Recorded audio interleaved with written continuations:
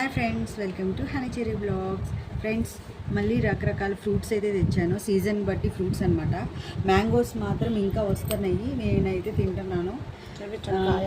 Mangoes ఇదిగో చూడండి ఎంత బాగున్నాయో. మామూలు సీజన్ కంటే ఇప్పుడు ఇంకా బాగా వస్తున్నాయి. ఈ కలర్ ఉంటే నాకు ఇంకా ఇష్టం అనమాట.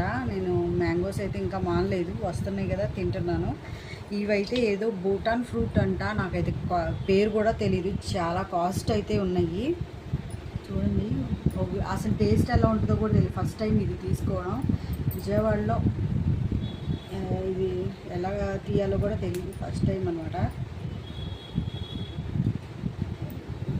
వాటరీగా ఉంది, లిచ్చికాయలాగా అయితే ఉంది.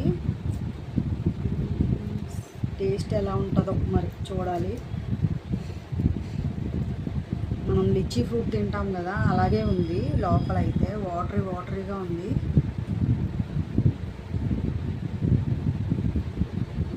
చాలా స్వీట్గా ఉంది.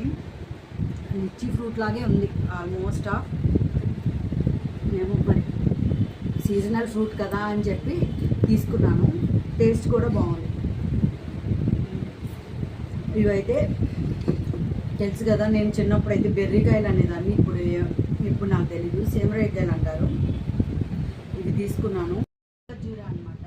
వీటి నుండే మనకి ఖర్జూరా వస్తుంది. ఇవి పచ్చి ఖర్జూరా, వేరే కలర్స్ కూడా ఉన్నాయి. ఇది అయితే ఈ సీజన్లో వస్తుంది.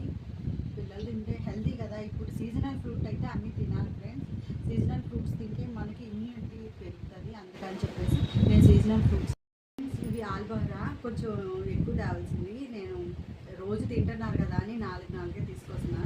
ఇవి రోజు తింటున్నారు పిల్లలైతే. ఇవి రోజు పిల్లలకి కూడా పెట్టాలి. ఇప్పుడు ఈ సీజన్ అంతా సి విటమిన్ చాలా ఎక్కువగా ఉంటుంది. ఈ టైంలో పిల్లలకి ఈ కాయలు తినడం వల్ల ఇమ్యూనిటీ బాగా ఉంటుంది. మనకి రెసిస్టెన్స్ కూడా బాగా వస్తుంది అనమాట. హెల్తీగా ఉండాలంటే ఇలాగా కలర్ ఫ్రూట్స్ అయితే తీసుకోవాలి. కలర్